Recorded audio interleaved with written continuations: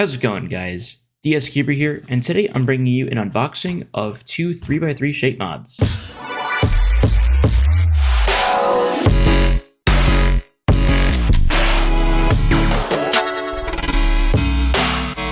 these 3x3 shape mods are puzzles that I picked up actually of all places at a 7-Eleven. So this one here is a pyraminx, and this one here is a 3x3 cake cube.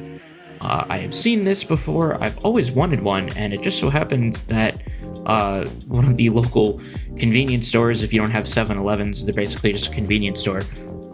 They happen to have two different, well, they actually had other puzzles. They just had like a 3x3, they had a pyraminx, but these are the two that I was interested in because I don't own either of them. So I picked these up, and I've got my pocket knife, and we're going to cut these open and check them out.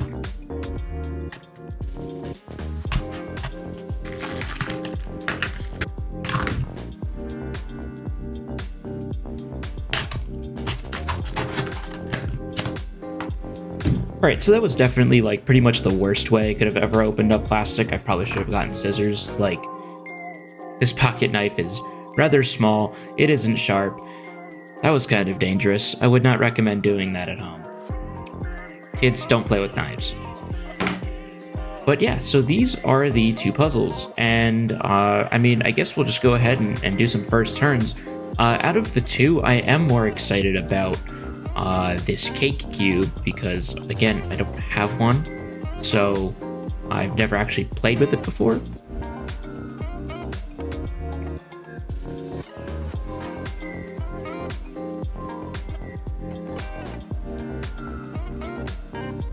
Whereas I have actually used or demoed a pyraminx.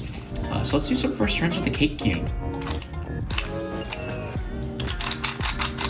Alright, it definitely doesn't, like, you know, it's not good for finger tricking because, you know, you can see when you turn it, the edges are like oblong, so once one goes out of alignment, then it's like kind of annoying to wrap your finger around the back of the puzzle and do the next turn.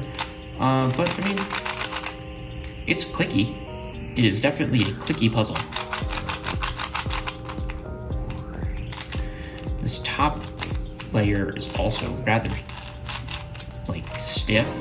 It's probably needs to be adjusted because when you turn it, see, it drags the middle layer with it, and if you have like a good speed cube, you turn one layer.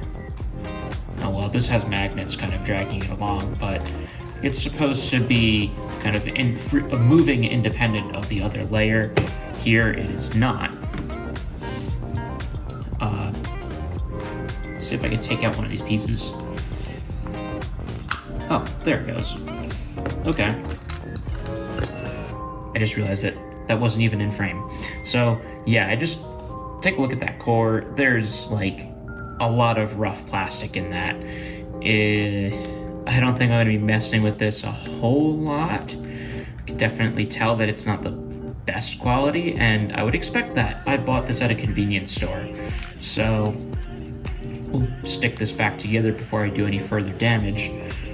And yeah, look how like tiny the feet are to this edge piece.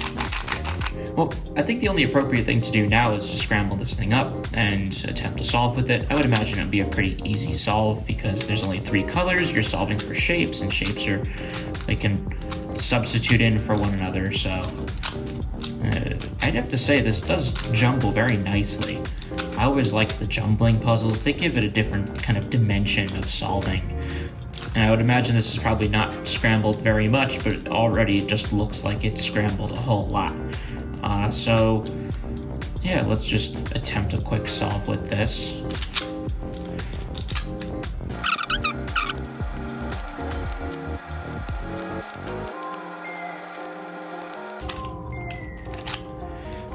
Alright, not too shabby. Took probably about a minute, a little over a minute. I think when solving this, the best way to do it would be to start with the small layer. Because the larger layer is easier to manipulate. If I hold this up to a standard 3x3, this is my GTS2, and you know, the top layer is like more or less the same size. So this top layer is pretty much like a standard 3x3, and this bottom layer is really just kind of a pain to manipulate once you get to that top layer. Like, you kind of saw me struggling a little bit to do these U moves, but yeah, it's a really easy solve. You can do once you get the bottom crossed, you can do your F2L pair insertions fairly easy, because you know, you don't have to be concerned with the orientation. Just so long as you do like your sledgehammer moves, you can get these two in, these two in, these two in, these two in, and then the top layer is literally just OLL and you're done. So yeah, it's a really easy shape mod. It's more just unique more than anything. So that's the Cake Cube. Set that aside, and now we'll do some first turns with the pyraminx. And it's like pretty silky. I hear there's just like a spring going, so it might need a little bit of a lubrication. And you can't really, you know, finger trick with this puzzle very well, just like this one, you know, because as soon as you do a single turn, because the layers are like oblong, it goes out of alignment very quickly. It's kind of difficult to do quick turns. This isn't really designed for that. But this is a 3x3 shape mod, you can see, because if you look at it head on, it has the kind of profile of a cube, but if you look at it, you know, kind of just when it's resting, it looks like a pyramid, and that's where it gets its name, pyraminx. So let's take a look at these internals. I would imagine they're going to be relatively the same as the Cake Cube. And yeah, just as I suspected, it's pretty much the exact same core, different pieces, different shapes. And these layers move very easily on their own, so I don't want to mess that up and have to reassemble the whole cube. But these pieces are rather shallow looking, so I didn't really expect, you know, the highest quality out of a cube that I obtained at the dollar store. I have to say, the one thing I noticed when scrambling this cube is that it's rather difficult to scramble. Like, the layers just want to move in every which direction. It's kind of annoying. But yeah, this looks like a pretty decent scramble, so we'll give this a shot. Alright, and in 3, 2, 1, go. Well, about 15 minutes later, I wasn't able to solve it.